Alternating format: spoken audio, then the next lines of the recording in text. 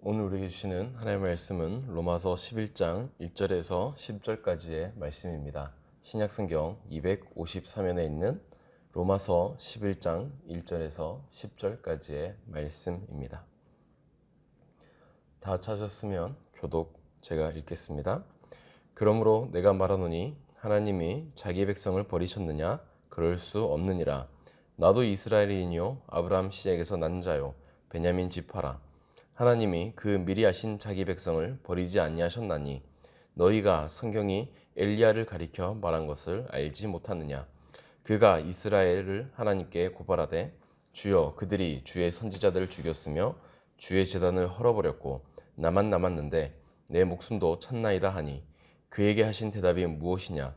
내가 나를 위하여 바알에게 무릎 꿇지 아니한 사람 7,000명을 남겨두었다 하셨으니 그런즉 이와 같이 지금도 은혜로 택하심을 따라 남은 자가 있느니라.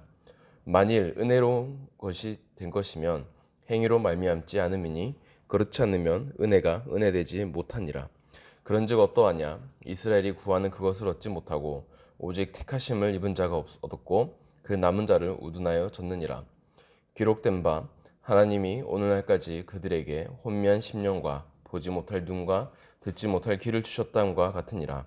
또 다윗이 이르되 그들의 밥상이 올무와 덫과 거치는 것과 보응이 되게 하시옵고 그들의 눈은 흐려 보지 못하고 그들의 등은 항상 굳게 하옵소서 하였느니라. 아멘.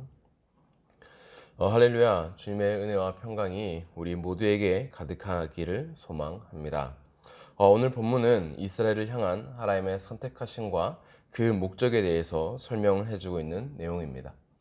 바울은 아브라함에게서 태어났고 모두 다 선택을 받은 사람이 아니라는 내용을 이미 전해준 적이 있습니다. 그때의 구원의 기준은 아브라함부터 나오는 육체적인 혈통이 아니라 바로 하나님의 선택과 뜻에 따라 그게 더 중요한 요인으로 있었다라고 바울은 설명을 했습니다. 같은 자녀들이지만 하나님의 선택에 따라서 그 결과가 달라졌던 것입니다. 바울은 유대인을 향하여서 그와 같은 관점으로 해석하고 있습니다. 유대인은 하나님의 선택을 받은 백성이었습니다. 그러나 그들의 넘어짐으로 인해서 복음이 이방인들을 향해서 퍼지고 있습니다. 먼저 본문의 1절부터 3절까지의 세 구절의 말씀을 보겠습니다. 함께 읽겠습니다. 그러므로 내가 말하노니 하나님이 자기 백성을 버리셨느니라. 그럴 수 없느니라. 나도 이스라엘인이요 아브라함 씨에게서 난 자요 베냐민 지파라.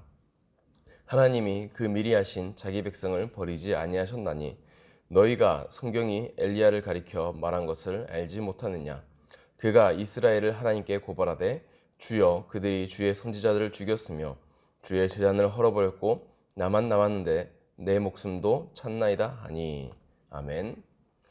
바울은 하나님이 유대인을 버리지 않았다라고 말해주고 있습니다. 더욱이 이방인에게 복음을 전하고 있는 그 본인이었던 바울 역시 유대인이었습니다.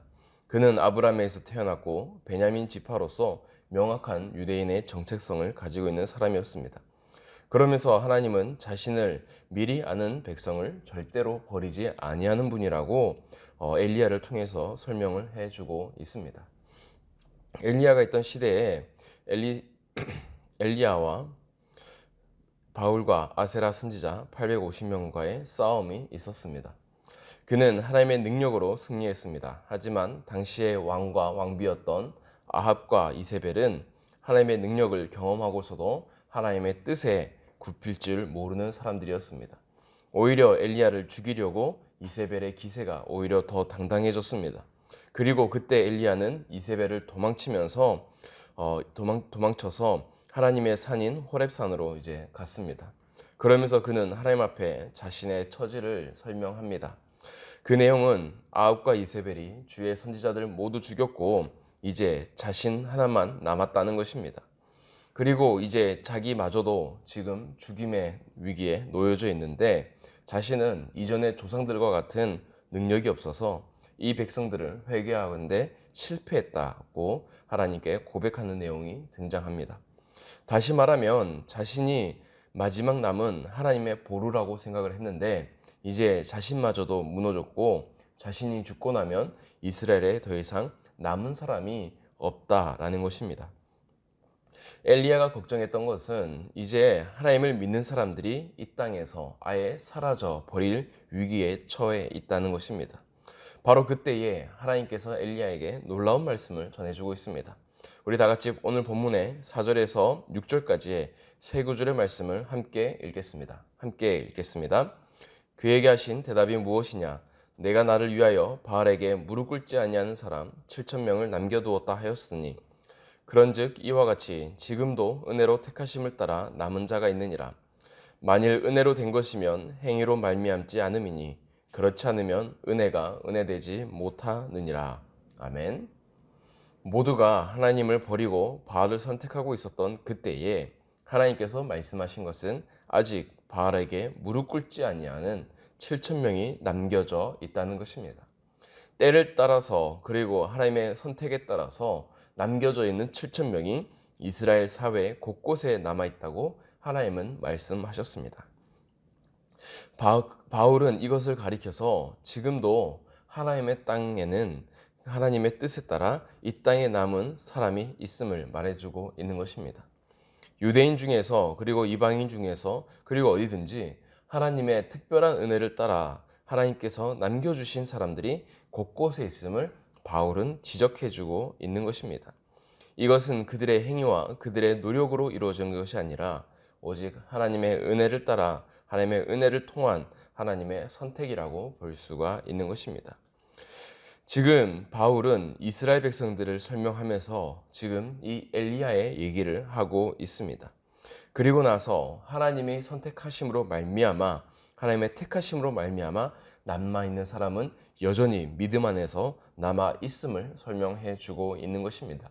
그래서 바울은 하나님께서 미리 아신 자들을 절대로 가만히 내버려 두지 않고 부르시는 분이라고 설명해 주고 있는 것입니다. 이어서 하나님의 택하심을 받지 못한 자들에 대한 이야기가 7절에서 8절까지 나오는데요. 그 두 구절의 말씀을 함께 읽겠습니다. 그런즉 어떠하냐? 이스라엘이 구하는 그것을 얻지 못하고 오직 택하심을 입은 자가 얻었고 그 남은 자들은 우둔하여 졌느니라. 기록된 바 하나님이 오늘까지 그들에게 혼미한 심령과 보지 못할 눈과 듣지 못할 귀를 주셨다 함과 같으니라. 아멘. 하나님의 선택을 받은 사람은 모두 구원을 받았고 반면에 선택을 받지 못한 사람은 우둔하여 졌다라고 말하고 있습니다. 우둔하여 졌다는 것은 그들의 마음이 하나님을 향하여 굳은 상태가 되었다는 것입니다. 그러므로 바울은 신명기와 이사야의 말씀을 인용해서 하나님께서 믿지 못하는 그들에게 혼미한 심령과 보지 못할 눈과 듣지 못할 귀를 주셨다라고 하는 것입니다. 그들에게 계속해서 하나님의 일과 역사가 주변에 있고 하나님을 알만한 것들이 주변에 있지만 그들은 더 이상 깨달을 수 없는 상태가 되었다는 것입니다. 이어서 마지막으로 9절과 10절의 말씀을 보겠습니다. 함께 읽겠습니다. 또 다윗이 이르되 그들의 밥상이 올무와 덫과 거치는 것과 보응이 되게 하시었고 그들의 눈은 흐려 보지 못하고 그들의 등은 항상 굽게 하옵소서 하였느니라. 아멘. 그리고 바울은 다윗의 시를 인용하면서 하나님을 모르는 이스라엘 백성들의 삶에 대해서 요약을 해주고 있습니다. 그들을 항상 눈을 흐려서 보지 못하게 하시고 그들의 등을 항상 굳게 하옵소서라고 하는 것처럼 하나님을 알지 못하는 자들의 삶이 어떨 것인지 다윗은 말해주고 있는 것입니다. 말씀의 결론을 맺도록 하겠습니다. 바울은 당시 시대를 보여주면서 이스라엘 백성들이 하나님을 버린 것 같지만 실상은 전혀 반대임을 말해주고 있습니다. 이스라엘 백성들의 선택이 아니라 하나님의 선택에 따른 결과라고 할 수 있습니다. 그들이 하나님을 버린 것이 아니라 하나님이 그들을 선택하지 않았던 것입니다. 당시 시대는 암울하게 보였지만 바울은 그러한 시대 가운데에서도 여전히 하나님의 선택과 하나님의 주권을 강조했습니다. 다시 말하자면 하나님께서 자신의 뜻대로 유대인을 향한 계획이 계속해서 있었던 것을 바울은 믿었던 것입니다. 그리고 그러한 시대에서 하나님의 부르심을 받아 선택된 사람들이 여전히 있다고 바울은 말해줍니다. 우리가 알고 있는 바울과 그리고 바울 외에 다른 사도들도 바로 하나님의 부르심을 받은 사람들이기 때문입니다. 오늘 살아가는 우리에게도 이런 믿음이 필요합니다. 믿는 자가 더욱 줄어드는 것 같고 또한 하나님의 나라가 더욱 위험을 받고 있는 것 같습니다. 세상 사람들이 더 이상 교회를 이전처럼 생각하지 않고 있다고 합니다. 하지만 하나님은 여전히 일하심을 오늘 본문에서 볼 수가 있습니다. 하나님은 자신에게 속한 모든 사람을 구원해 주시고 또한 그들을 부르시고 그들을 통해서 역사하십니다. 이것이 오늘 성경에서 보여주는 하나님의 절대적인 주권과 구원의 뜻이라고 할 수가 있겠습니다. 이어서 이것을 개인적으로 한번 실천해 본다면 하나님은 우리의 삶을 책임져 주신다는 것입니다. 그리고 그분은 하나님의 자녀를 절대로 가만히 내버려 두지 않으십니다. 암울하면 암울하게 하시는 하나님의 뜻이 있고 또한 감사하면 감사하게 하시는 하나님의 뜻이 있습니다. 다만 하나님은 자신의 미리 하신 자들을 절대로 부르지 않는 법이 없고 또한 우리의 삶을 주님의 뜻대로 인도하고 있음을 우리는 믿어야 됩니다. 우리는 그 믿음을 통해서 살아가야 하는 것입니다. 결국에는 아합의 시대에 남겨진 7천 명을 통해서 하나님은 이스라엘 백성들에게 새로운 일을 행하셨습니다. 하나님은 이 시대에 남겨진 것 같은 저와 여러분을 통해서 새로운 일을 행하실 것입니다. 그리고 우리를 통하여서 우리 이 시대와 또 우리 주변과 이웃과 그리고 교회에 새로운 일을 행하실 것을 우리는 믿으며 살아가야 되는 것입니다. 그런 믿음을 가지고 하나님을 든든히 붙잡고 살아가시는 저와 여러분이 되기를 간절히 소망합니다. 함께 기도하겠습니다.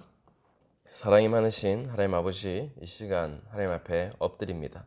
주님, 우리 가운데 함께하여 주시고 주여 우리의 삶 가운데 책임져 주시고 주여 우리 삶 가운데에 하나님의 능력으로 입혀주심을 감사합니다. 하나님께서 우리를 미리 아시고 우리를 부르시고 우리를 구원케 하셨습니다. 그리고 우리의 삶을 그 하나님의 절대적인 뜻 안에서 주관하고 있음을 믿습니다. 주님, 오늘 우리의 삶 가운데 함께하여 주셔서 우리가 하나님 앞에 변치 않는 믿음을 가지게 하여 주시고 날마다 굳건하게 하시며 하나님의 뜻 안에서 사는 우리 모두가 되게 하여 주시옵소서. 세상의 방향과 흐름은 하나님과 정반대로 흘러가는 것 같을지라도 우리는 여전히 일하시며 신실하시는 그 하나님의 역사를 믿으며 살아갈 수 있는 우리 모두가 되게 하여 주셔서 우리가 일평생 동안 하나님께 쓰임받는 그런 삶을 살아가게 하여 주시옵소서. 감사드리며 예수의 이름으로 기도드립니다. 아멘.